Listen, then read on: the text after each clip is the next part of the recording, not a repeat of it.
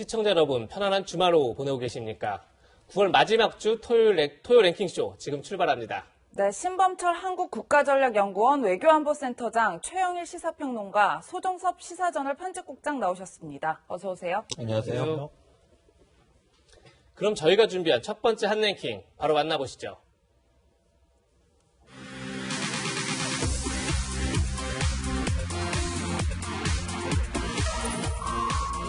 월북, 우주, 미국에 빠진 진실, 이렇게 제목을 달았습니다. 어제 북한이 우리 국민 사살 사건과 관련해 통지문을 보내왔습니다.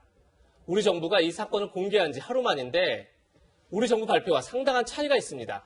지금부터 우리 정부 발표와 북한 주장이 어떻게 다른지 하나하나 짚어보겠습니다. 먼저 준비된 화면 보시죠.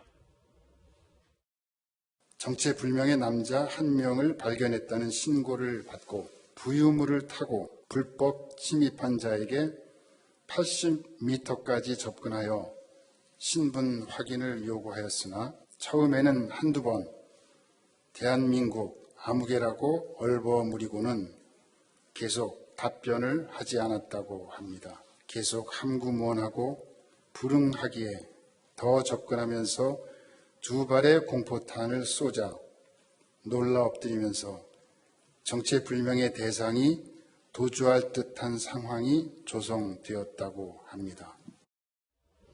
첫 번째 의혹은 왜 사살했느냐 이겁니다. 우리 군은 실종 공무원이 북한군에 발견된 뒤 6시간가량 방치됐다가 북한군 상부의 지시에 따라 사살됐다 이렇게 밝혔습니다. 반면 북한은 단속 명령에 불응해 공포탄을 쐈고 도주 정황에 있어 실탄을 쐈다 이렇게 밝혔는데요. 신범철 센터장님, 양쪽 주장이 다릅니다. 어떻게 보십니까? 사실관계는 더 확인이 필요하겠죠. 그렇지만 북한의 주장을 보면은 자기들의 책임을 전가하기 위해서 어떻게 보면 조직적으로 사살한 것이 아니라는 거에 방점을 둔 거죠. 예. 아무튼 발표 내용을 보면요. 약간 자세한 정도가 달라요. 우리 군의 발표가, 우리 국방부의 발표가 훨씬 더 자세합니다. 그것은 예. 나름대로 다양한 첩보, 감청으로 추정되는데요. 그것을 통해서 자세한 이야기를 하고 있고요. 북한은 아주 간단하게 이야기를 하고 있어요. 그런데 북한의 발표 내용을 보면요. 논리적으로 좀 맞지 않는 부분이 있어요. 어떤 부분이요? 왜냐하면 첫 번째, 어떻게 보면 희생된 분에게 질문을 했다는 거리가 80m예요. 예. 네.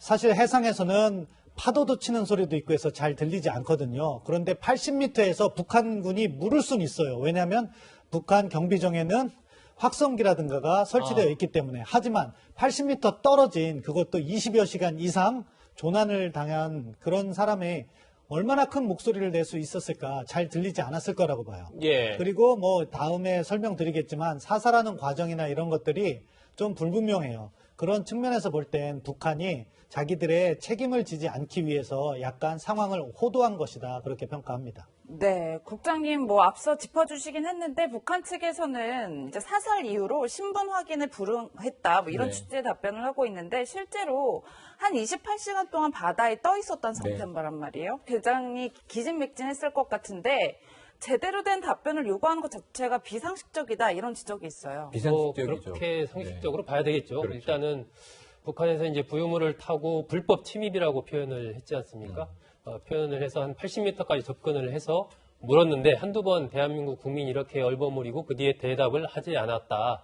그래서 이제 더 가까이 접근해서 공포탄을 쐈는데 도주하려는 어떤 그런 움직임을 보였고 일부에 따르면 또 뭔가 이게 뒤집어 쓰려는 그런 행동을 보였다고 한다라고 이제 북한에서는 이게 주장입니다. 북한의 주장. 네. 그러니까 어떤 구체적인 어떤 사실을 조사 관계에 의해서 상호간에 확인된 것을 얘기하는 건 아니고 북한 통전부의 이 사안에 대한 우리 측에 보내온 하나의 북한의 주장인 거거든요. 근데 어쨌든 상식적으로 봤을 때 이렇게 30시간 가까이 바다에 떠 있는 그 상황에서 어떤 사람에게 물어봤을 때 그게 이제 정상적으로 그럼 거기에 대해서 나 대한민국에 오는 해수부 공무원 누굽니다라고 딱 이렇게 얘기할 수가 있겠는가 하는 거죠. 이게 통상적으로 봤을 때는 어쨌든 육지로 이제 데리고 가서 거기서 좀 휴식도 취하게 하고 먹을 것도 주고 그때부터 본격적으로 신문하고 이게 이제 일반적인 관행인데 예. 그렇지 않고 바다에서 저렇게 했다라고 하는 거 그리고 그에 대해서 이렇게 대답했다라고 하는 거 현재로서는 어쨌든 북한 측의 주장이다. 이렇게 이해를 하는 게 맞지 않나 싶습니다. 네.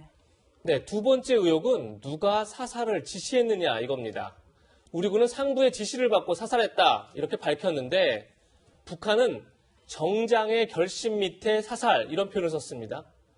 센터장님, 일단 정장이 뭐고 북한의 이 주장 믿을만 합니까? 예, 북한은 경비정이라고 해요. 우리 과거 연평해 전에 보면 참수리호, 우리는 고속정이라고 부르는데 유사한 사이즈, 북한이 조금 더 큽니다. 그걸 경비정이라고 하고 그 경비정의 함장인 거죠. 그걸 정장이라고 하고 대위 정도 계급이라고 알고 있습니다. 대위요. 그런데 이것을 강조한 것은 현장 지휘관의 독단적인 결정이었다. 그래서 북한의 공식적인 명령 체계는 없었다는 것을 강조하기 위해서 정장의 결정이다 이렇게 보고요. 그것은 왜 그러냐? 그 책임의 수준이 높아지면 높아질수록 북한에게 불리하거든요. 네. 그렇죠. 그러니까 그것을 차단하기 위함이고 우리 국방부가 발표했을 때 상부의 지시란 건 나름대로 감청 등을 통해서 확보한 정보라고 보는데요. 이 역시 저는 우리 국방부의 발표가 훨씬 더 신빙성이 높다고 봅니다. 네, 뿐만 아니라 평론가님, 네. 북한 사회 특성상 이 현장의 마음대로라기보다는 그 위에 평양의 네. 지시가 있었을 것이다 이런 지적들이 있어요. 그러니까 저는 우리 군의 발표가 없었다면 현장의 판단에 의해서 현장에서 벌어질 수도 있는 일이었다라고 봐요. 왜냐하면 북한의 입장에서 보면은 우리 영해를 침입한 게 맞고 정체불명인 게 맞아요. 확인되지 않은 신호이지 않습니까? 현장에서 뭐 방역에 대해서 사살 지시도 내려져 있고 그래서 현장 판단으로 이런 일이 벌어졌다면 오히려 북한의 주장이 팩트라면 이 사안은 오히려 간단하게 진실이 확인될 수 있는데 문제는 우리 군은 아까 신 센터장님 말씀처럼 그 사이에 좀 복잡한 경위를 우리가 확보했고 그것을 발표한 바가 있어요. 그럼 적어도 해안에 있는 본부와 그 본부의 수준도 여러 개가 되겠습니다만 전달이 됐다면 이것을 뭐 해군 본부 수준에서 결정을 하고 했겠는가? 그럼 훨씬 더 많은 절차와 과정이 따라줘야 돼요.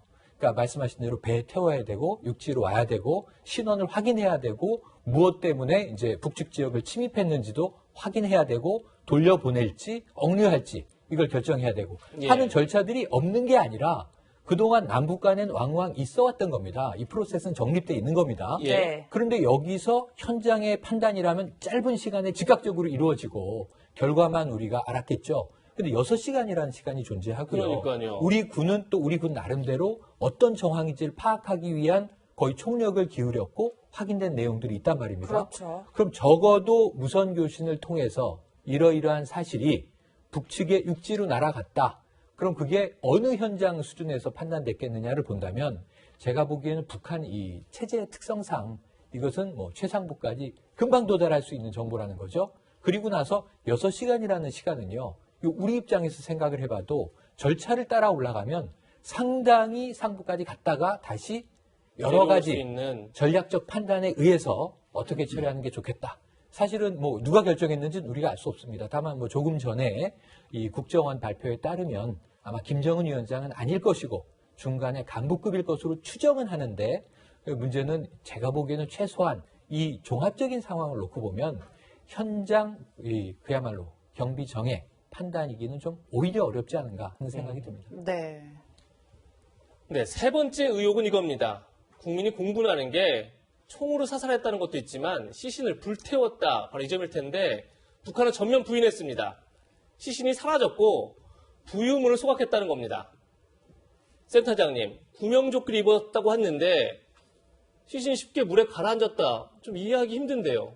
저도 그래서 바다를 잘 아는 분에게 한번 여쭤봤어요. 그런데 구명조끼를 입으면 물속에 잘 가라앉지 않는다고 하더라고요. 네. 상식적인 얘기죠, 사실. 예, 그렇기 때문에 이번 북한의 발표가 자신들의 입장을 변명하기 위해서 급조된 것이라고 보고요.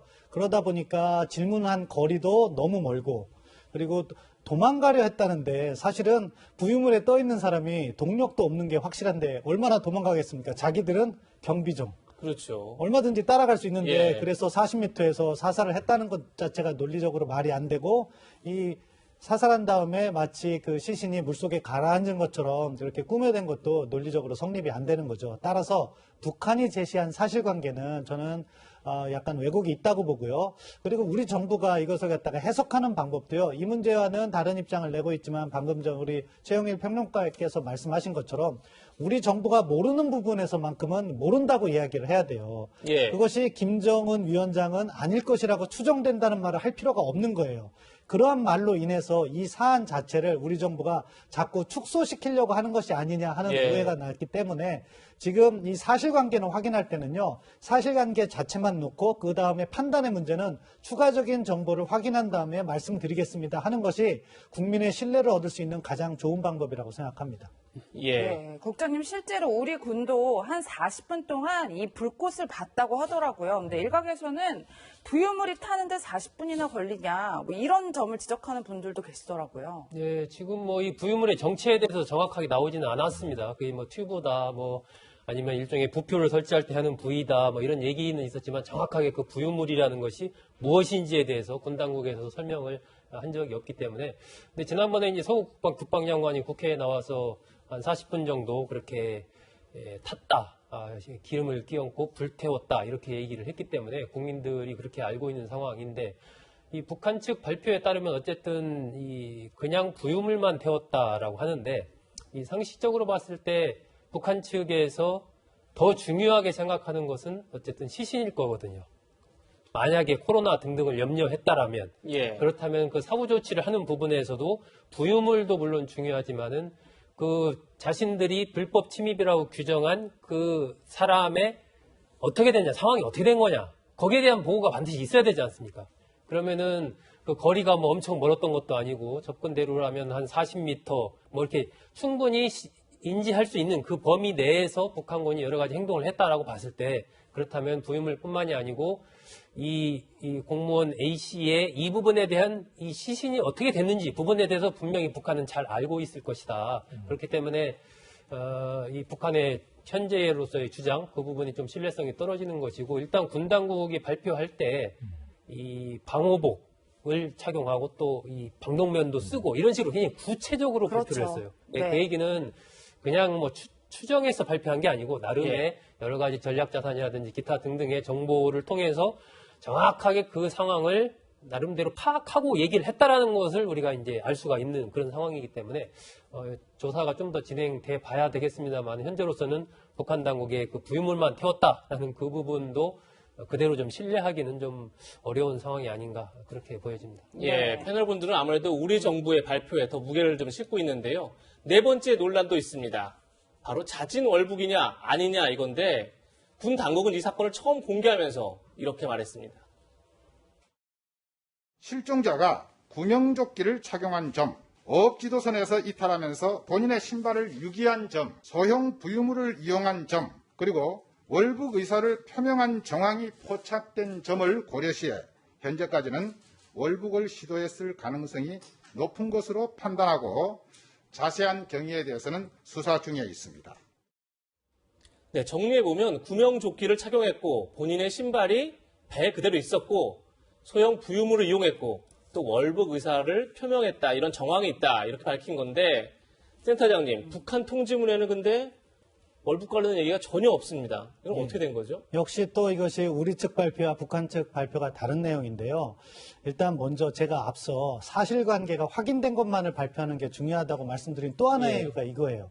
사실은 군 당국은 방금 전에 신발, 슬리퍼를 벗어놓고 구명조끼를 입고 부유물을 이용했다고 해서 월북으로 추정된다고 하지만 그 반대되는 것도 있거든요. 공무원증을 가지고 가면 북한에서 우대받는다는 것은 일반적인 상식인데 예. 그런 것도 가져가지 않았고 또 배에 있었던 거죠, 예, 그렇죠. 공무원증이? 예, 그렇습니다. 그리고 최단 거리가 아니라 사선으로 비껴나서 훨씬 더 먼 거리를 갖고 마치 떠달려서 밀려간 것처럼 그런 다른 정황 증거도 있는 상황에서 우리 군이 너무 자기 해석을 통해서 발표를 한 거거든요. 그 점은 문제가 있다고 지적하고요.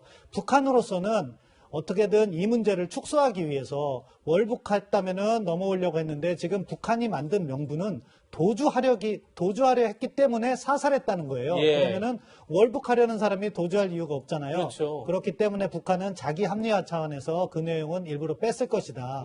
하지만 이 내용은 조금 더 우리가 사실관계를 정확하게 알아본 다음에 이야기해야 되지 문제의 본질은 아니거든요. 문제의 본질은요. 비무장한 민간인에 대한 일방적 총격 사망이에요. 예. 그런데 이것을 갖다가 우리가 월북했다고 하면은 마치 책임을 덜 질 수 있는 그런 입장이 있기 때문에 축소한 것이 아닐까 하는 오해를 낳을 수 있는 발언을 스스로 했다. 그래서 우리 정부가요? 예, 그래서 부적절했다고 평가합니다. 네, 실제로 이 씨의 유가족 측은 월북 가능성을 제기한 정부에 그야말로 분통을 터뜨리고 있습니다. 목소리 들어보시겠습니다. 북한을 뭐 동경을 했느냐라는 그 질문을 혹시 그렇게 뭐 들은 적이 있느냐? 저는 아니라고 그랬죠. 엄청나게 불쾌했죠. 받을 돈이 있는 사람이 금전적으로 비관을 하고 금전적인 문제가 있다고 월북의 동기, 그건 당연히 아니죠. 만약에 동생이 월북의 의사가 있고 월북을 했다면 공무원증을 왜 안 가져갔겠습니까? 형님, 저 공무원 계속 하겠습니다. 그리고 이 일 좋고 앞으로 끝까지 갈랍니다. 그래서 승진도 할 것이고. 북한 측의 답변 내용을 보게 되면 월북을 했다는 내용이 없지 않습니까? 근데 우리 군은 월북을 했다고 하니 참 넌센스 아니겠습니까? 네, 평론가님, 센터장님도 언급해 주셨지만 네네. 우리 군의 그 자진 월북 가능성 언급 자체가 굉장히 네네. 성급했다. 이런 지적들이 있어요. 그러니까 저는 이제 전체 상황의 미스테리들이 있잖아요. 그래서 예를 들면 이렇게 볼 수 있는 거예요. 실족에 의한 사고였다. 사고설. 이것도 하나의 가설이고 또 월북의 정황을 종합해 보니까 그랬을 가능성도 있다. 자진 월북설, 월북 시도설이죠. 그러니까 가설들이 있는데 국방부가 그걸 다 브리핑할 수는 있다고 봐요. 이런 정황도 있고 이런 정황도 있다. 근데 무언지는 특정할 수 없다. 이랬을 가능성으로 보면 시나리오가 달라지고 이랬을 가능성으로 보면 시나리오가 달라지는데 아까 군의 발표를 봤습니다만 무게를 너무 월북에 두는 바람에 예. 사실 군도 추정을 한 거거든요. 근데 강하게 추정을 해서 이 발표가 확정처럼 돼버린 거예요. 그리고 논란이 시작된 거예요. 그래서 그 이후에 정말 실종 공무원의 SNS 같은 걸 보면 그 SNS 프로필에는 자기의 심경이 다 담겨 있는데요. 해양수산부 장관이 될 상이다. 본인을 이렇게 또 소개하고 있어요. 네. 또 이게 3일 우리 100주년인데 그 정부 국학원에서 발표한 태극기도 실려 있어요. 이런 걸 보면은 상당히 애국심 있는 공무원이다. 이런 생각이 또 들거든요. 물론 사람의 마음속을 누가 알겠습니까만은 그럼 추정은 여러 가지가 가능할 때 이 앞으로의 가능성을 좀 열어두고 자, 이설과 이설이 있는데 무엇이 맞는지는 최종 확인을 해봐야 됩니다. 라고 하면 문제가 없었거나 훨씬 덜 했을 것 같은데 월북이 중요한 이슈가 돼버리는 바람에 제가 예. 보기엔 초기부터 이 사건에 대한 분석이 다 꼬였다고 봅니다. 북한 발표해버리니까 우리가 상당히 민망해지는 상황도 돼버린 거고요. 이 북한도 진실을 다 말하지 않았을 수 있지만 예. 그리고 또 무엇보다도 먼저 이분이 생존 기원을 우린 바라는 입장이었지만 또 이제 그렇지 못한 경우도 있기 때문에 항상 우리는 고인과 고인 유가족의 명예를 좀 배려해서 발표해야 되는데 이런 부분에서도 조금은 경솔함이 있었다. 안타까움이 남는 대목입니다. 네. 네. 지금까지 왜 사살했는지, 누가 지시했는지, 그리고 시신은 불탄 게 맞는지, 그리고 자진 월북 가능성 짚어봤는데 결국 이번 사건을 규명할 가장 결정적 단서가 아마 시신이 아닌가 싶습니다. 과연 시신을 찾을 수 있느냐, 이게 이제 굉장히 쟁점이 될 텐데 어제 박지원 국정원장은 북한에 시신 공동수색을 제안하겠다 이렇게 얘기를 했습니다. 센터장님, 북한이 이 제안 수용할까요? 수용할 가능성은 현실적으로 평가하면 상당히 낮다고 봅니다. 일단 북한 발표 자체가 신뢰도가 높지 않기 때문에 그것을 허용해서 실제로 시신을 발굴하게 됐을 경우 북한의 거짓말이 탄로날 수도 있는 거고 또한 북한 수역이기 때문에 우리 해군 함정이나 경찰 함정이 들어가는 것을 북한이 허용할 가능성은 극히 낮다. 그런 점에서 실현 가능성은 낮다고 보지만 북한이 정말 이번에 진정성 있는 사과를 했다면은 전향적인 자세도 가능하니까 그 가능성을 포기하지 말고 우리 정부는 계속해서 북한에게 요구해야 된다고 생각합니다. 네, 센터장님 실제로 청와대가 어제 저녁에 이제 NSC 상임위 회의를 열고 오늘 오전에 그 결과를 발표를 했는데 결국 이거예요. 북한이 지속적으로 사실관계를 규명하겠다, 촉구를 하고 필요시 공동조사를 요청하겠다는 건데 같이 조사해서 주검을 우리나라로 다시 송환할 수 있을지 그 부분도 굉장히 궁금해요. 예, 정부로서는 당연한 이렇게 발표를 했다고 생각합니다. 어떻게든 정말로 희생된 그 시신이라도 수습을 해서 고이 묻어드려야 될 것 같은데요. 그러한 제안을 한 것은 적절했다고 보고 북한이 정말 이번 김정은 위원장의 사과가 진정성이 담겨 있다면 최소한의 성의는 보여야 된다고 생각합니다. 네. 네, 다음 한랭킹에서 이번 사건과 관련해 김정은 위원장의 사과 논란을 짚어보겠습니다. 두 번째 함량king 키워드는 전화위복. 김정은 사과의 전화위복. 이렇게 제목을 달았습니다. 북한이 어제 보낸 전통문에는 김정은 국무위원장의 사과가 담겨 있었습니다. 먼저 어떻게 사과했는지 들어보시죠. 국무위원장 김정은 동지는 우리 측 수역에서 뜻밖의 불미스러운 일이 발생하여 문재인 대통령과 남녘 동포들에게 커다란 실망감을 더해준 데 대해 대단히 미안하게 생각한다는 뜻을 전하라고 하시었습니다. 단속 과정에 사소한 실수나 큰 오해를 부를 수 있는 일이 없도록 앞으로는 해상에서의 단속 취급 전 과정을 수록하는 체계를 세우라고 지시하였습니다. 소 국장님, 네. 김정은 위원장의 신속한 사과, 이건 뭐 틀림없어 보여요. 굉장히 이례적이다 이렇게 볼 수 있을 것 같은데요. 그렇습니다. 이례적이고 이제 평가할 부분이 있는 거죠. 분명히 과거에 볼 수 없었던 새로운 모습을 김정은 위원장이 보여준 것은 맞습니다. 아까 서훈 실장이 읽어준 대로 뜻밖의 불미스러운 일 이렇게 표현을 하면서 내가 관련된 건 아니다 얘기를 이제 하는 거고 대단히 미안하게 생각한다라는 뜻을 통해서 사과를 밝힌 건데 이 최근에 공개된 이 김정은 위원장이 문재인 대통령에게 보냈다는 친서 예. 거기에도 보면은 최근에 적게나마 쌓아온 북남 신뢰와 존중 관계 이렇게 표현을 했거든요. 예. 그러니까 이인영 통일부 장관의 등장 그리고 박지원 국정원장의 등장 이후에 어쨌든 이 남북 채널을 다시 확보를 하기 위해서 뚫기 위해서 굉장히 현 정부가 물밑에서 많은 노력을 해왔다라는 부분들이 이번 친서의 공개로 이제 드러난 것이고 그것은 무언가 이제 남북 관계에서 새로운 활로를 막 뚫어가려고 하고 서로 편지도 주고받고 나름 뭔가 좀 분위기가 무르익어 가려는 차에 이번 사건이 터진 것이거든요. 네. 그러면서 이제 우리 국민들이 어쨌든 민간인을 북한군이 총격을 통해서 사살을 했고 기름까지 뿌려서 불태웠다라는 부분에 대해서 굉장히 이제 공분이 커지면서 이런 부분들이 이슈가 상당히 확산이 되니까 북한으로서 굉장히 이제 부담을 많이 느낀 거죠. 김정은 위원장으로서는 뭔가 이런 활로를 좀 확보를 하고 미국 대선의 결과가 어떻게 될지 모르기 때문에 예. 여러 가지 본인으로서는 카드를 갖고 가려고 하는 그러한 찰나에서 생긴 이 부분에 대해서 좀 빨리 뭔가 위기 관리가 필요하다라고 좀 판단을 해서 과거에 볼 수 없었던 어떻게 보면 좀 과감한 이런 사과를 전해온 것이 아닌가. 그로 인해서 어쨌든 우리 국민들이 느끼는 것도 지난번 사건 발생 초입에 했던 분위기랑은 조금 달라지는 흐름들이 좀 있지 않습니까? 예. 그런 것들을 의도한 그런 효과도 좀 보지 않았나 싶습니다. 네. 그런데 하지만 정작 책임자 처벌에 대한 북측의 답변은 없었고 우리 군의 입장에 대해서는 되레 유감을 표시하기도 했습니다. 들어보시겠습니다. 북한이 북측 해역에서 발견된 우리 국민에 대해 총격을 가하고 시신을 불태우는 만행을 저질렀음을 확인하였습니다. 우리 군은 북한의 이러한 만행을 강력히 규탄하고 이에 대한 북한의 해명과 책임자 처벌을 강력히 촉구한다. 일방적인 억측으로 만행, 응분의 대가 등과 같은 불경스럽고 대결적 색채가 깊은 표현들을 골라 쓰는지 커다란 유감을 표시하지 않을 수 없습니다. 네, 센터장님, 야당에서는 즉각 진정성을 느낄 수 없는 사과다 이렇게 비판했어요. 어떻게 들으셨어요? 이제 북한의 내용을 보면은 사실은 자기들이 잘못한 게 없어요. 그런데 불미스러운 일이 발생했고 남한 국민들이 그렇게 걱정을 하니까 사과를 한 거죠.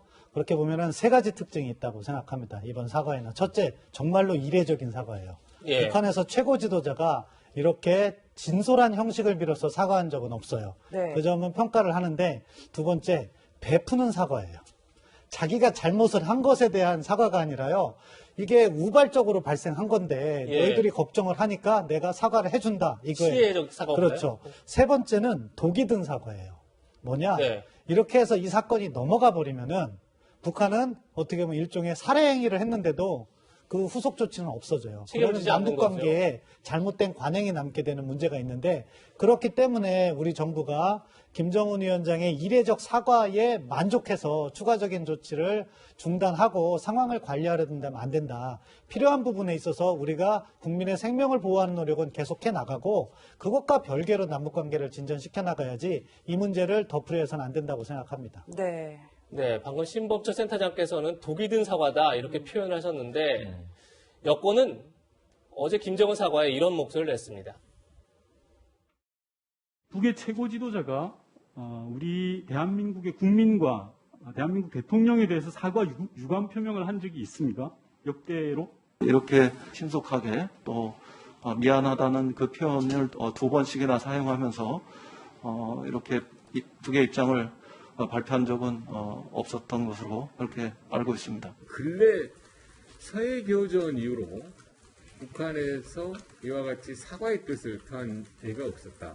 표현의 수위나 또 서술의 방법 등을 봤을 때 상당히 이례적이고 또 진솔하게 사과하지 않았나. 좀 쉽게 볼 건 아니고 굉장히 의미를 갖게 한다. 이게 이례적이라고 말씀을 드리는 게 전체주의 국가에서 그 최고 지도자가 사과를 하는 예가 거의 없어요, 사실.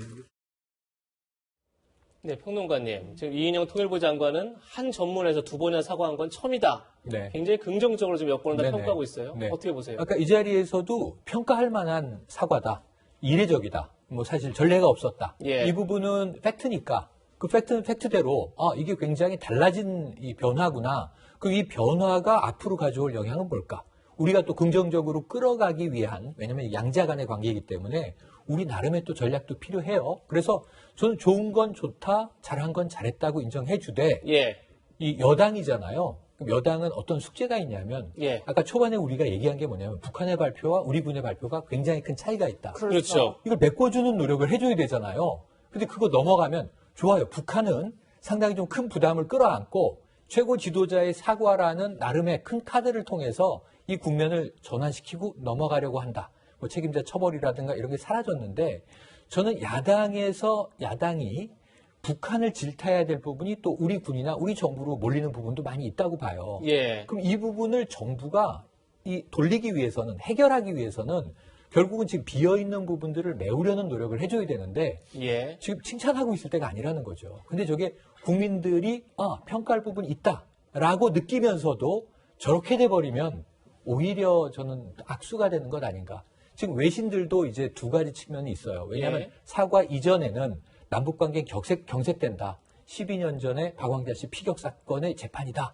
그러다가 사과가 나오자 남북관계가 경색되지 않고 전환될 가능성도 있다라는 건 이 전반적으로 이 국제 외교 정치상으로 좋은 흐름이지만 국민은 사실은 이 실종 공무원의 아까 유가족과 이 개인의 이 비참한 삶의 마감을 생각을 해보면 넘어갈 문제는 아니잖아요. 덮을 수 있는 문제는 아니잖아요. 그렇죠. 그러면 전 정부 여당이 이 부분에서 끝까지 책임지는 좀 입장으로 예. 드라이브를 걸어줘야 한다고 보는데 지금 이제 이 북한 지도자의 사과를 이 찬양일색으로 갈 부분은 결코 아니다.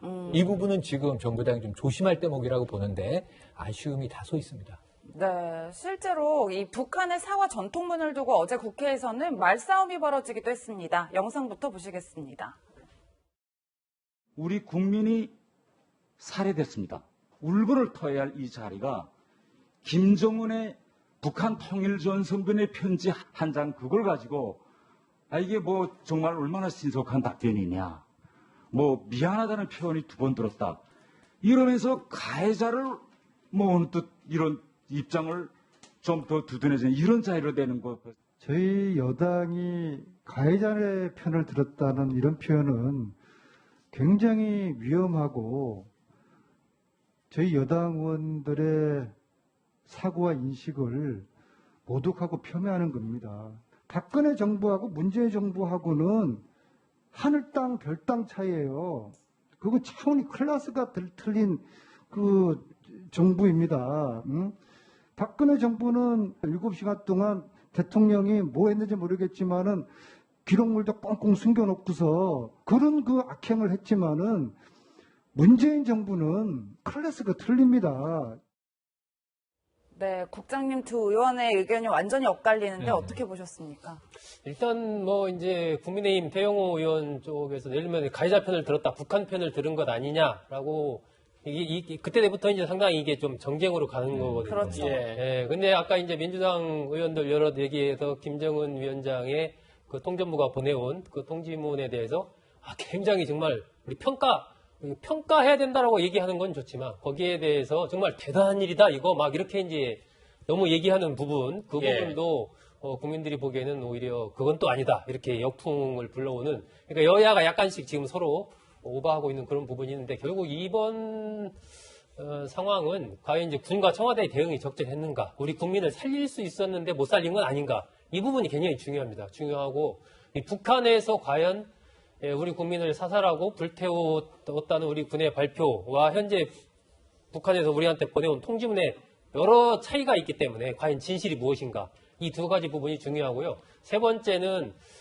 이런 일을 계기로 지금 이제 우리가 북한의 공동조사 뭐 이런 제안도 했지만 이게 접점이 만들어질 수 있는 여지가 있는 사건이에요. 남북 간에 뭔가 접촉을 할 수 있는 사건입니다. 예. 그것을 어떻게든 접촉 테이블을 만들어서 그걸 바탕으로 향후에 뭔가 이 남북 간의 새로운 관계를 열어나가는 그런 계기로 또 삼을 수가 있거든요. 그것은 전략적으로 굉장히 중요한 부분인데 그렇게 아마 정부에서도 좀 생각을 하고 있지 않나 싶은데 그 부분도 굉장히 중요합니다. 그러니까 너무 정치권에서 이걸 가지고 상대를 공격하고 이렇게 하기보다는 정확한 그 실체, 사실관계 규명에 조금 더 힘을 좀 모아야 할 것으로 보입니다. 네.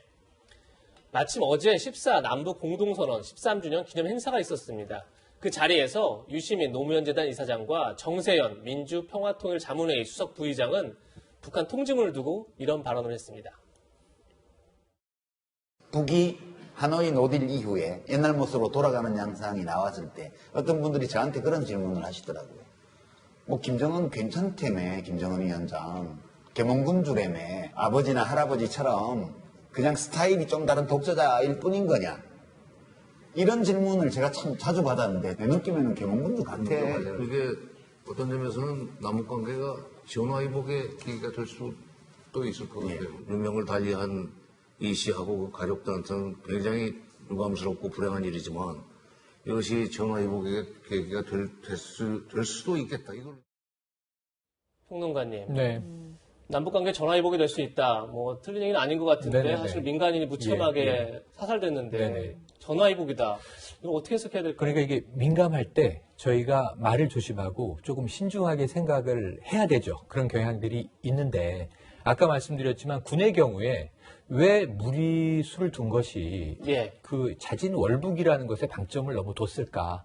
그냥 하나의 가능성으로 열어두기만 했다면 큰 문제가 없었을 텐데 오히려 엉뚱한 부분이 이게 그러니까 이게 웻더독이라고 해서 이 꼬리가 몸통을 끌고 가는 상황이 돼버리는 경우 우리가 많이 보잖아요. 그럼 일이 다 엉클어지는데 지금 저는 유시민 이사장의 얘기에서도 그렇지 이제는 보수 진보가 상관없이 북한이 3대 세습 왕조 체제라는 걸 우리가 인정하는 거죠. 군주라는 표현은 왕이란 뜻이잖아요. 그러니까 민주화된 사회가 아니라는 건 우리가 같은 시각을 공유하고 있는 거예요.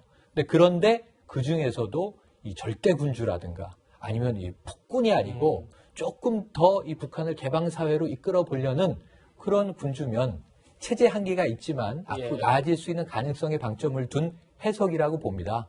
그래서 그 부분에 대해서는 우리가 지켜볼 문제고 지금 단정하기는 어렵고 이 정세현 전 통일부 장관의 발언도 자, 이 씨와 그 가족에게는 불행한 일이고 유감이지만 이런 전제를 달았어요.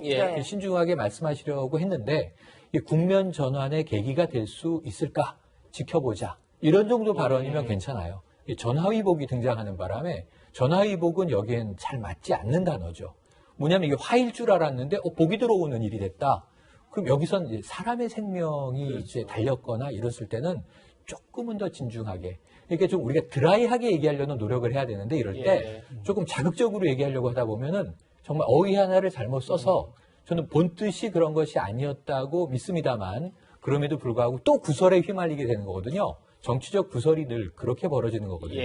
그런 면에서는 이 계몽군주 그리고 전화위복 이런 것들은 조금 우리가 자제했으면 좋았겠다. 그렇다면 맥락이 오히려 잘 통하고 저 메시지는 의미 있게 우리가 함께 검토해볼 얘기가 됐을 텐데 이 키워드에 집중하게 되는 좀 안타까운 점이 있다라는 말씀을 의견으로 드리고 싶습니다. 네. 센터장님 또 어제 청와대에서는 이 사과 통지문을 공개하면서 그 남북 정상간에 한 보름 전쯤에 주고받은 친서도 공개를 했는데 굉장히 이례적으로 이렇게 친서 전문을 공개했단 말이에요.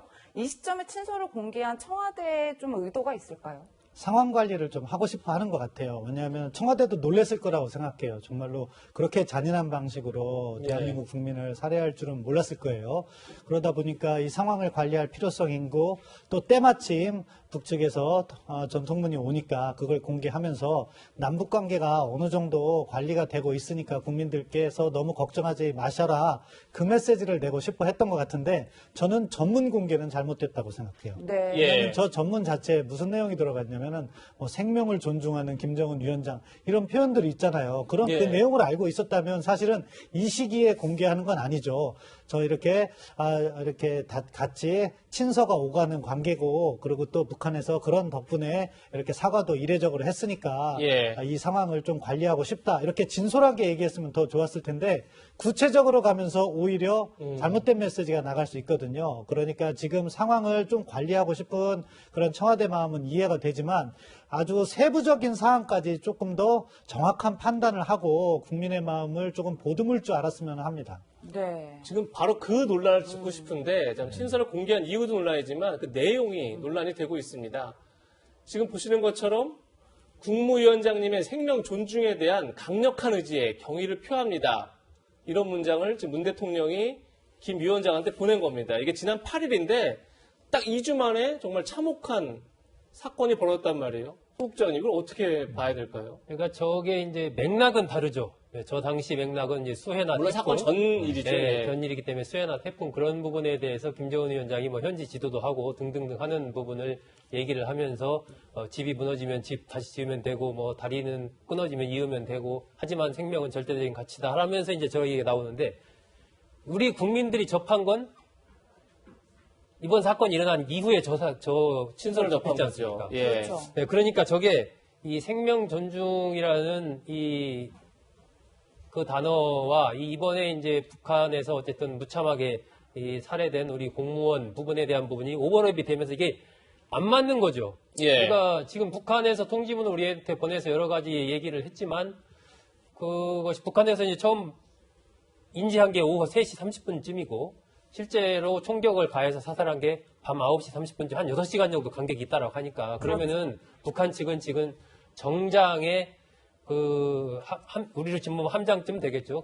판단에 의해서 했다라고 하지만 그 6시간이라는 시간은 충분히 북한의 고위층에게 전달이 돼서 지시를 받아서 했을 가능성이 굉장히 크다라고 이제 우리 국민들도 생각을 하고 있는 상황이기 때문에 김정은 위원장의 저런 부분에 대해서 이게 친서가 공개된 효과가 약간 그게 잘 안 맞는 부분이 있어서 참 아쉬운 부분이에요. 아까 신 박사께서 얘기한 대로 저런 부분은 그냥 굳이 공개를 하지 말고 친서를 최근에 이렇게 오갔고 핵심 내용은 이런 게 있었다 정도만 했으면 훨씬 좀 낫지 않았을까 싶습니다. 네, 센터장님 또 친서 공개를 두고 이 부분도 논란이 되고 있는 게 왜 청와대에서 최초에 대처를 못했느냐라고 추궁을 했을 때 한라인이 없어서 조치를 제대로 못했다 이렇게 해명을 했는데 친서가 오간 걸 보면 한라인이 존재하는 것 아니냐 뭐 이런 반박들이 나오고 있는 거예요. 예, 한라인이 존재하는 거죠. 친서도 오갔고 또 북측에서 온 전통문을 그대로 우리가 받아서 또 공개도 했잖아요. 네. 그러니까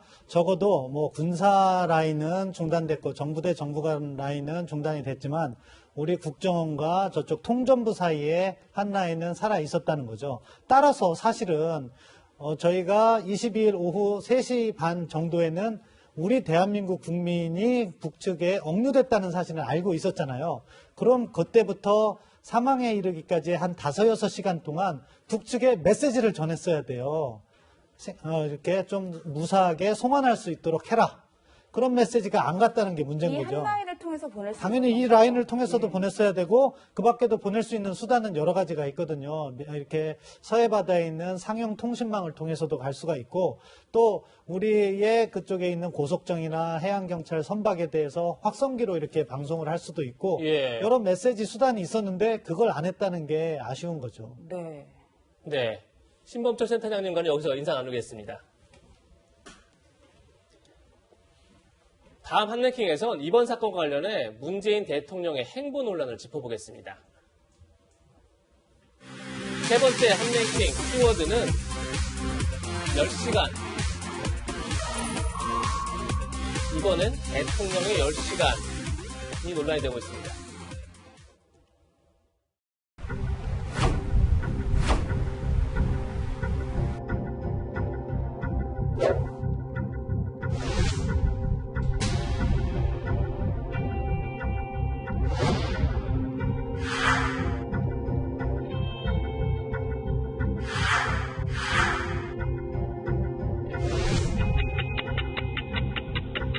종전선언이야말로 한반도에서 백화와 함께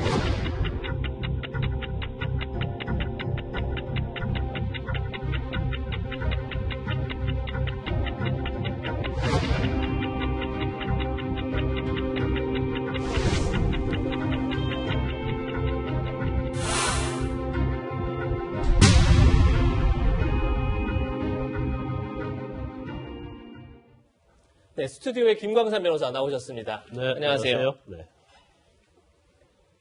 이번 사건과 관련해 청와대 대응이 논란입니다. 대통령 행보와 관련해 첫 번째 논란은 이겁니다. 우리 군으로부터 총격 후 시신이 훼손됐다는 첩보가 청와대에 보고된 게 22일 오후 10시 반입니다. 그리고 대통령에게 최종 대면 보고가 이루어진 게 23일 다음날 오전 8시 반입니다. 과연 이 10시간 동안 대통령은 무엇을 했느냐 이게 논란인데 김 변호사님 어떻게 보십니까? 일단 이제 중요한 건 그거 같아요. 일단 물론 뭐 우리 측 공무원이 뭐 표류하고 뭐 시신 훼손되고 이제 그걸 떠나서 일단 중요한 부분은 대통령이 언제 알고 있었느냐 이게 굉장히 중요할 것 같아요. 예. 물론 이제 서면 보고는 됐습니다만은 서면 보고 되고 시신까지 훼손이 된 그 상황에서 사실 NSC 회의가 열렸잖아요. 그것도 청와대, 대통령이 계신 청와대에서 열렸단 말이에요. 근데 그게 안보 관계장관회가 그렇죠. 열렸죠. 예. 1시에서 한 2시 정도 되는데 이 시간에 관계장관 회의가 열릴 정도 되면 제가 볼 때는 첩보는 이미 다 분석이 됐다고 봅니다. 예. 그냥 뭐 단순한 뭐 실종이랄지 그런다고 하지 않는다는 걸 이미 알고 있었고 시신이 훼손된 것까지 알고 있었기 때문에 당연히 관계장관 회의를 열은 거 아니겠어요? 그러면 그 시간대는 대통령이 유엔에 연설하는 물론 이제 화상으로 이미 녹화된 걸 내보내긴 하지만 그렇죠, 예. 그럼 대통령이 그걸 보고 있을 가능성이 크다고 봐요. 그러면 당연히 이게 그냥 북한으로부터 총에 맞아서 사망한 그런 사건이 아니고 시신 훼손까지는 한 아주 잔인한 사건이잖아요. 그렇다고 하면 대통령에도 그때는 보고를 했어야 하지 않느냐. 그래서 앞으로 쟁점이 제가 볼 때는 긴급 관계장관 회의할 때 대통령이 보고가 됐느냐 안 됐느냐. 그리고 그 사이에 대통령이 한 게 뭐냐. 이 부분에 대해서 야당에서 굉장히 공격하고 있는데 예. 아마 이번 사태를 계기로 해서 이게 그냥 앞으로 묻힐 것 같지는 않아요. 앞으로 굉장히 많은 논란이 있을 걸로 보입니다. 네, 평론가님 실제로 말씀 주신 것처럼 오전 1시에 관계장관 회의가 열리고 네. 대통령 대면 보고가 있기까지도 한 6시간 정도가 흘렀단 말이에요. 맞습니다. 그 전에라도 깨워서라도 보고해야 되는 것 아니냐 이런 지적들이 있는 거예요. 그렇죠. 그래서 거기에 대해서 지금 이제 정부가 내고 있는 의견은 이제 신빙성이 확실히 확인된 게 아니었기 때문에 그러니까 사실은 아까 이제 김광산 변호사님 말씀하셨지만 이게 바라보는 시각에 따라서는 이미 군에서 첩보가 다 종합이 됐고 지금 우리가 알고 있는 상황이 팩트로 규정된 상황에서 관계장관 회의가 소집이 돼서 테이블에 올라왔다. 그럼 문제는 이런 벌어진 것을 기정사실로 놓고 어떻게 우리 정부가 대응할 것이냐를 협의한 것인지 예. 아니면은 일단은 이런 정황이 있는데 100% 단정 짓기는 어렵다. 그럼 이제 회의 테이블에서 갑론을박이 한동안 시간이 흘러가죠. 예를 들어 군에 계속 확인을 하겠죠. 장관들이 이거 정말 팩트냐? 예. 시신을 불태웠느냐? 정말 이게 그러면은 총살했느냐? 그리고 예를 들면 그 전에 월북은 확실한 것이냐? 아니면 표류 아니냐? 혹시 이런 부분들에 대해서 다양한 가능성의 반론이라든가 뭐 이제 의견에 대한 또 다른 견해들이 취합돼서 의사결정에 이르기까지 시간이 많이 갔다면 그럼 지금 아직 대통령에게 보고하는 건 무리다. 뭐 이런 시간이 흘러갔을 가능성이 있어요. 그래서 저는 이 회의 내용에 대해서 조금은 또 이제 국가 기밀이 늘 존재하니까 예. 아까도 이제 신범수 센터장관 짚은 대로 100% 다 공개하는 게 꼭 저는 미덕은 아니라고 봐요. 예. 가릴 건 가리되 하지만 지금 국민적인 의문이 커져 있기 때문에 그것을 해명할 수 있는 회의의 성격, 회의의 내용 이런 것들은 또 브리핑이 될 필요가 분명히 있겠다. 이게 정의돼야 그 다음에 6시간 혹은 10시간 그 이상의 시간이 적절한 것인지 아닌지가 확정되는데 계속 좀 깨름칙한 대목이 남는 건 뭐냐 하면 이 군이 첩보를 종합한 내용이 보고될 때 만약에 또다시 이제 월북이라는 지점에 방점이 찍힌 채 갔다면 자유로 북한으로 간 사람 아니냐라는 것 때문에 조금은 더 우리 정부의 노력이 적극성이 떨어질 수가 있어요. 그럼 처음부터 좀 일종의 바이어스가 편향성이 생긴 것일 가능성도 우리가 놓고 봐야 할 것이다. 그런 점에서 조금은 더 세세한 정보의 공개가 정부 측에 필요한 상황이다라고 봅니다. 네. 그러니까 대통령에게 제대로 보고가 됐느냐 이 문제는 어제 국회 외교통일위원회에서도 다뤄졌습니다. 들어보시죠. 북한군 총에 맞아서 저희 국민이 죽었는데 그게 대통령에게 즉각 보고해야 될 사항이 아닙니까? 그래서 그 다음 날 바로 그 아침 일찍 보고 8시 반까지 기다려야 됩니까? 누가 기다리자고 했나요? 아니 그렇게까지 말씀하실 문제는 아닐 것 같습니다. 이 하룻밤 묵혀야 됩니까? 시간상으로 새벽입니다. 바로 새벽입니다. 소국장님, 이인영 통일부 장관은 시간상 새벽이다 이렇게 얘기를 하는데 사실 비무장 민간인이 북한군에게 피살됐다면 뭐 새벽이라도 뛰어 들어가야 됐을 것 같은데 어떻게 보십니까? 보고가 안 됐다고 정말 상식적으로 이해가 안 되는 부분이죠. 저는 오히려 그 전에 보고가 됐어야 된다고 생각을 해요. 지금 이 발표대로 따르면 22일 오후 6시 36분에 대통령이 최초 보고를 받은 걸로 나왔지 않습니까? 일단 이 해수부 공무원이 사고를 낳았고 그걸 북한 측에서 발견했다라는 보고가 된 게 8시 36분이란 말이에요. 대통령에게. 그리고 나서 이 공무원이 9시 40분쯤에 북한군의 총격을 받고 사망을 하고 우리 군 발표대로라면 어쨌든 기름을 뿌려서 불태워졌다라는 그 사실이 청와대에 보고된 건 그날 밤 10시 30분쯤이거든요. 저는 이 사안의 중대성으로 비춰봤을 때 그 10시 30분쯤에 군에서 관련된 첩보를 청와대에 보고한 직후에 대통령에게도 보고가 이루어졌어야 된다. 이게 그냥 단순 민간인이라고 해도 문제지만 공무원이란 말입니다. 또 국가의 공무원이고 우리 국민이 북한의 해역에서 총격을 받고 죽은 것도 충격적인데 거기에다가 또 그렇게 뭐 불까지 질러서 불태웠다라면 정말 이것은 바로 대통령에게 보고돼야 될 사안이기 때문에 저는 22일 날 밤 10시 30분 첩보를 청와대가 받은 직후에 대통령에게 보고를 했어야 된다라고 생각을 하고 그 다음날 23일 오전 1시부터 2시 반 정도까지 열린 이 안보관계 장관 회의에 5명이 참석을 했지 않습니까? 청와대 안보실장 포함해서 국정원장, 국방장관, 통일부 장관 등이 참석을 했는데 이분들이 참석을 했다라는 것은 이건 단순한 첩보를 확인하고 하는 단계를 넘어선 거예요, 이미. 이것은 다 이미 확인된 상황에서 이 상황을 어떻게 우리가 받아들여야 되고 어떻게 대처해야 될 거고 어떻게 할 것인가를 결정하는 그런 자리라고 자리 성격이 참석한 인물들의 면면을 봤을 때 그렇게 보여지기 때문에 그러니까 23일 오전 1시 저 회의의 성격이 좀 부정되는 그렇습니다. 저건 첩보를 확인하는 그런 자리가 아닙니다. 그런 자리면 실무자들이 참석해서 저기를 하면 되는 것이고 이미 그 장관급 청와대 안보실장까지 참석해서 다 회의를 했다는 것은 이 부분에 대해서 판단을 우리가 어떻게 하고 대처를 어떻게 해야 되는가 이 단계로 이제 다 온 거기 때문에 사실은 그 회의에 대통령도 참석했으면 더 좋았겠다라고 생각을 하고 대통령이 참석을 못했더라도 그 회의가 끝난 직후라도 우리 지금 5명이 모여서 이렇게 회의를 했는데 앞으로 이런 상황이 발생할 수가 있는 거고 이러이러하기 때문에 이렇게 하는 게 좋을 것 같습니다.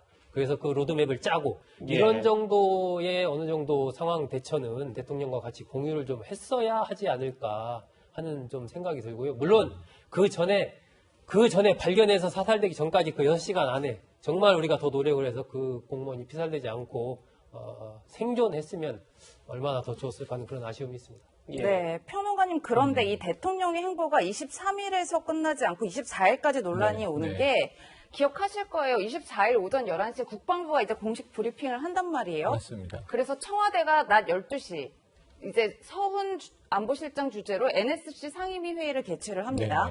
근데 문재인 대통령이 이 회의에 참석하지 않고 김포에서 열린 한국판 뉴딜 보고회 행사에 참석을 해요. 일각에서는 사안의 중대성을 보더라도 NSC 회의에 참석했어야 했다. 이런 주장들이 있는 거예요. 그래서 저는 이런 대목에서 정무적인 판단에 미스가 일부 있었다. 아쉬움이 남는 거예요. 왜냐하면 저는 그 일정을 소화했다. 뭐 예를 들면 한국판 뉴딜은 뭐 문재인 정부의 성과를 보여주는 것이고 지금 벌어져 있는 일은 굉장히 이제 중차대한 일이고가 아니라 뭐 대통령의 입장에서는 한국판 뉴딜이 코로나19 때문에 우리 경제 전체가 뭐 거의 이제 침몰하는 과정에서 이것을 부양시켜내기 위한 노력이거든요. 예. 그러니까 코로나19 방역과 이것은 이제 총리가 지금 본부장이 돼 있는 거고 대통령은 직접 선언할 일을 전시체제인데 경제의 방대본은 대통령이 맡겠다 해서 투탑체제로 가는 거라 대통령의 입장에서는 국가의 경제를 지탱시켜내기 위한 여러 가지 행사 이것도 중요성이 있다고 봐요. 이게 좀 요식적인 행사였다면 바로 취소하는 게 적절했다고 예. 보는데 그 무게의 판단은 대통령이나 참모들이 할 수 있다고 봅니다. 근데 문제는 뭐냐면 몇 번의 실기가 있었잖아요. 예를 들면 결과가 달라졌으면 제일 좋았겠다. 소 국장님의 말씀에 100% 찬성입니다. 예. 이 공무원이 살아 돌아왔다면 이제 이런 비극이 없었다면 가장 좋았겠는데 사후 약방문인 것이고요. 일은 예. 벌어졌고 그러면 새벽에 관계장관 회의가 끝났을 때 청와대 발표가 새벽 3시에 대통령에게 즉각 보고가 됐다. 결과는 다르지 않지만 정무적 판단이 다르잖아요. 아침에 기척하셔서 8시 반에 보고 받는 것과 긴급사안을 새벽에 받는 것은 국민들의 체감도가 또 다른 겁니다. 그렇죠. 예를 들면 좋아요. 그럼 8시 반에 이 보고를 받고 그 중대성 때문에 대통령은 당일 일정을 모두 취소했다. 국민에게 전달되는 느낌이 다른 거예요. 그렇죠. 저는 이걸 왜 못했을까? 왜 안 했을까? 이런 안타까움이 좀 드는 대목입니다. 그리고 이제 요게 또 다음날 국군의 날 행사까지 연결이 되는데 대통령이 조금 더 강한 메시지를 내주실 필요가 있었겠다. 그 이후에는 사과문 이후에 급전환이 또 이루어진다 하더라도 이날 오전에 국방부 브리핑은요. 만행이라고 규정을 했고 그렇죠. 이 규정을 북한은 상당히 불편하게 또 받아들인 정황이에요. 네. 그럼 이게 조금 더 정부의 청와대까지의 힘이 실리는 무게중심이 어디에 있었으면 좋겠는데 그게 안 보이고 흘러가다 보니까 그러면 대통령이 이 사안을 받아들인 것이 조금 약하지 않았는가 하는 국민적인 여론이 예. 높아질 수밖에 없는 정무적인 판단 미스가 만하루 존재했다라는 것은 아쉬운 대목입니다. 네. 우리 국민이 사살된 상황에서 아카펠라 공연을 관람한 것을 정무적 판단의 미스다 이렇게 얘기하기도 했는데 윤건영 민주당 의원은 박근혜 전 대통령은 2015년 목함지뢰 사건 당시 강강술래를 돌았다 또 이렇게 주장을 했습니다. 변호사님, 네. 이건 뭔가요?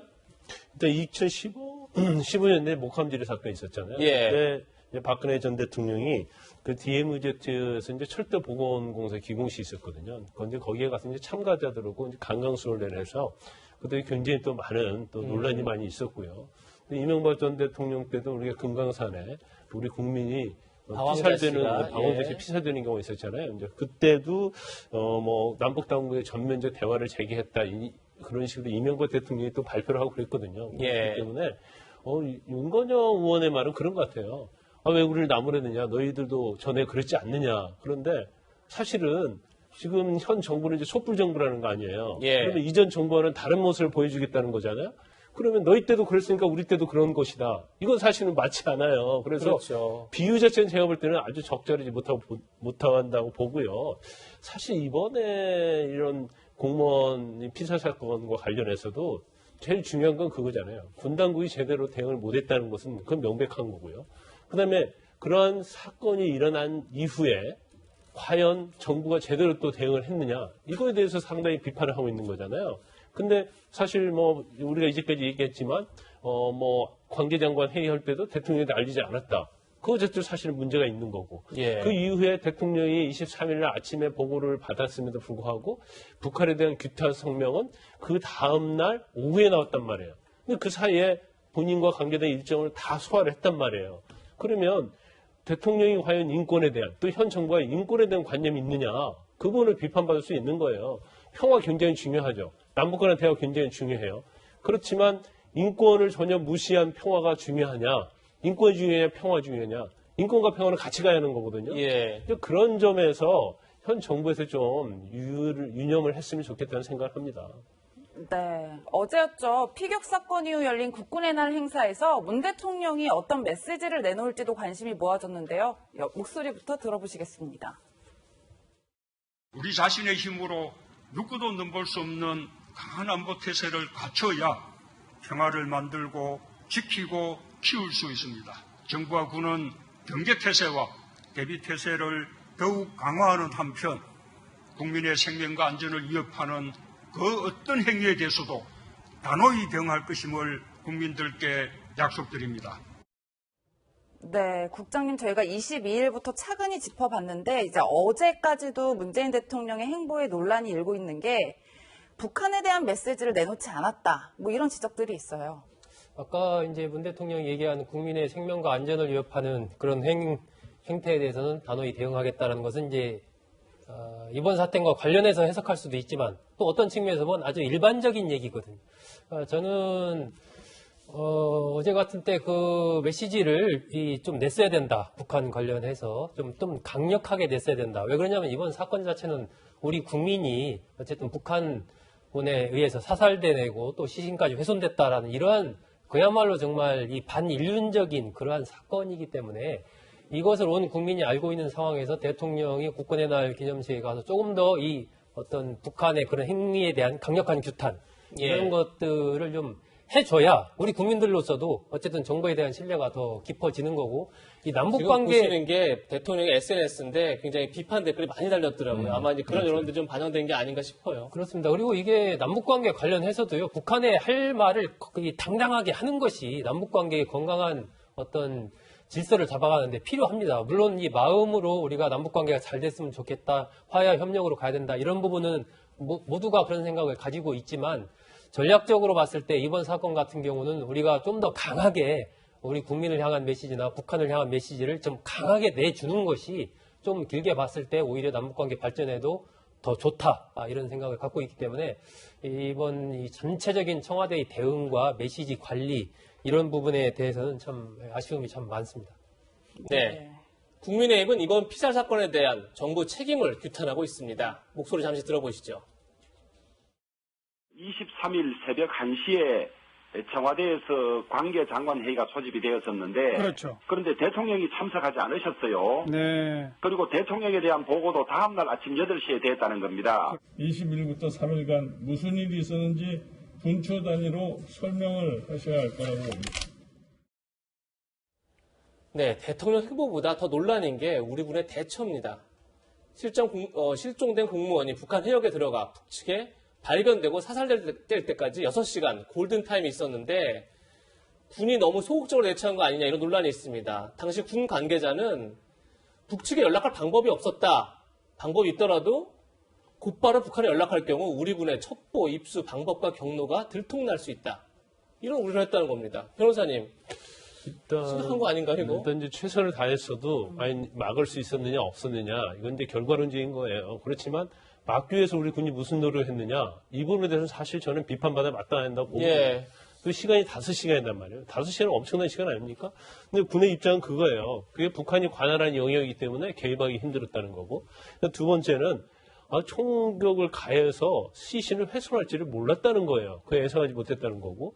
세 번째는 이제 한 라인이 없었기 때문에 뭔가 의사를 전달하고 경고할 수 없었다. 그게 세 가지가 제가 볼 때는 변명인 것 같습니다. 근데 북한의 영역이라고 쳐요. 그런데 총격 시신 훼손할 줄 몰랐다는데 이것은 저는 좀 이해가지 않는 부분이 물론 상식적으로 그럴 예상을 못했겠죠. 그러면 적어도 첩보를 통해서 제가 볼 때는 감청을 했을 거라고 봐요.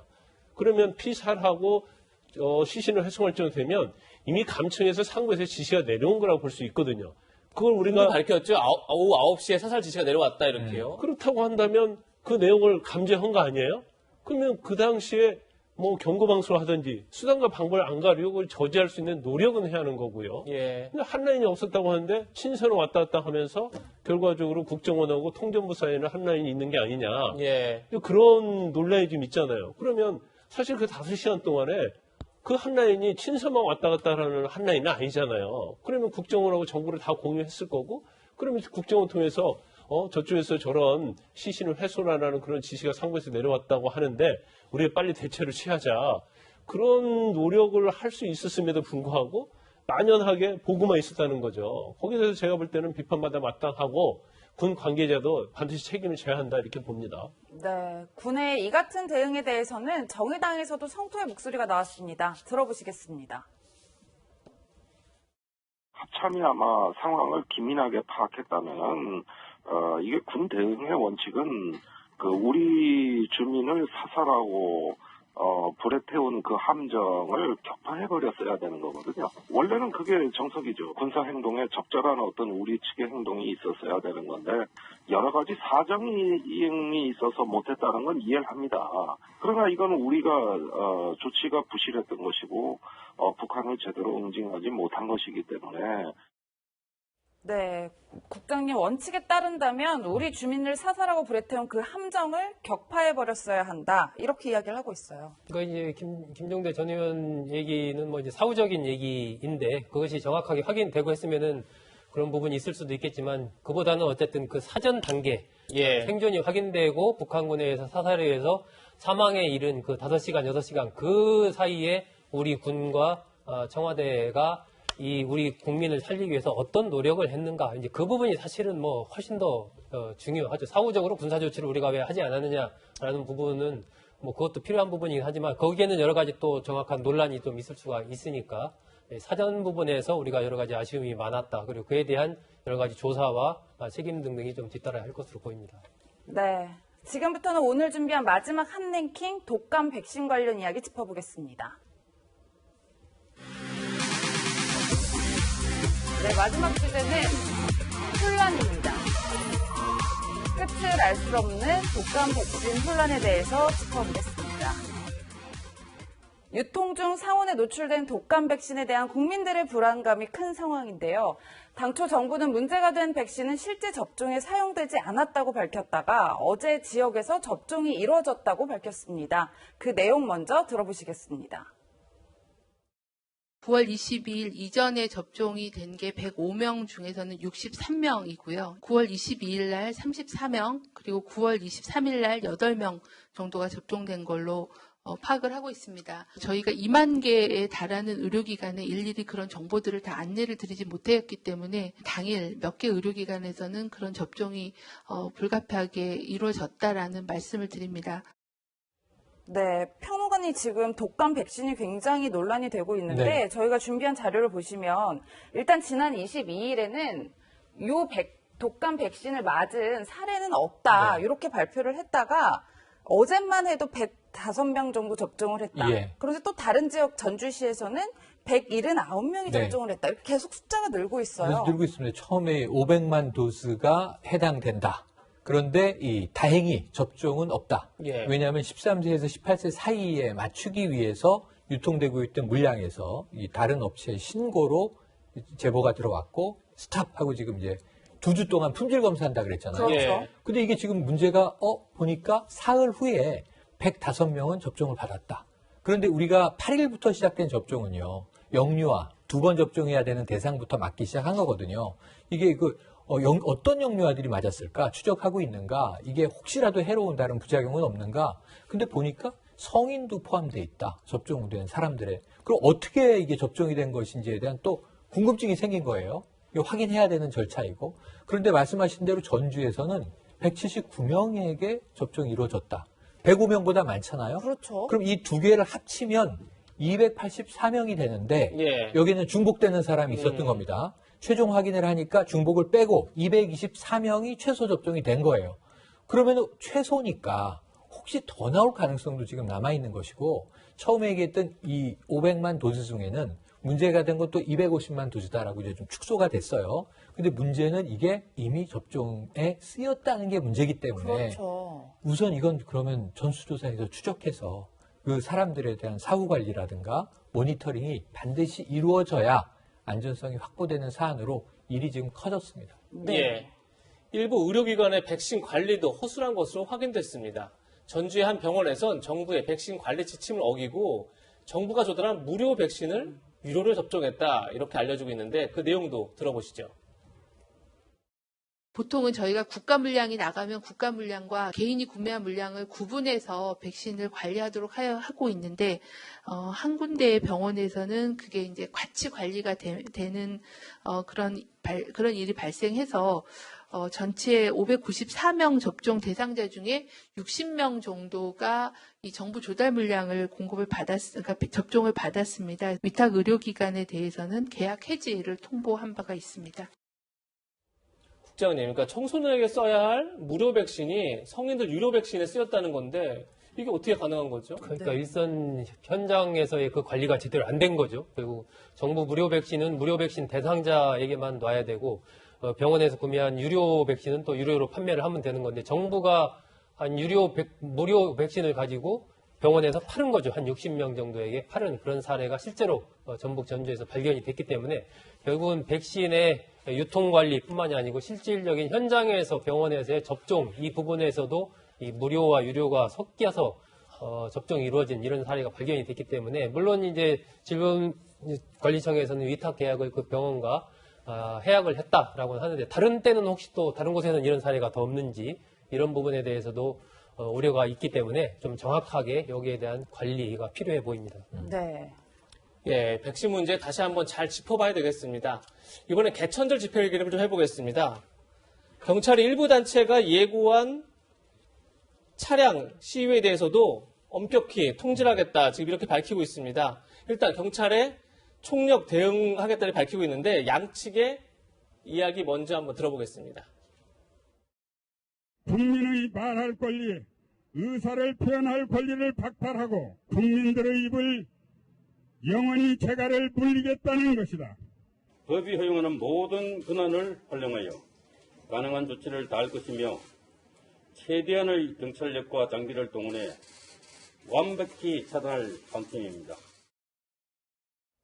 변호사님, 지금 네. 경찰 얘기는 아예 도심에 진입하지 못하게 하겠다. 그리고 집회에 참가하면 면허 정지 처분하겠다. 이렇게 지금 얘기하고 있어요. 네네. 이게 어떻게 딱 가능한 건가요? 아니, 이제 법적으로 가능하죠. 일단 집시법제 12조에 보면 원활한 교통 소통을 위해서 이제 차량을 뭐 진입 금지할 수 있도록 제한할 수 있도록 되어 있거든요. 집회나 시위를 제한할 수 있고 또 도로교통법에 보면 이것도 마찬가지예요. 원활한 교통을 위해서 차량을 갖다가 통행하지 못하도록 금지할 수가 있습니다. 그리고 지금 10인 이상 모이지 못하도록 되어 있잖아요. 예. 그러면 차량으로 10인 이상이 된다고 하면 물론 이제 뭐 모여서 그 다음에 차량을 운행할지는 모르겠지만 원칙적으로 따지면 집합을 금지한 행정명령 위반이 되는 거죠. 그렇기 때문에 이를 근거로 해서 현행범 체포도 할 수 있거든요. 그다음에 도로교통법 위반이랄지 이런 걸 근거로 해서 면허 정지랄지 이런 처리를 하겠다고 해요. 그런데 워낙 이제 인원이 많으면 사실은 현행범 체포하면 구금할 수 있는 장소에 너무 협소하기 때문에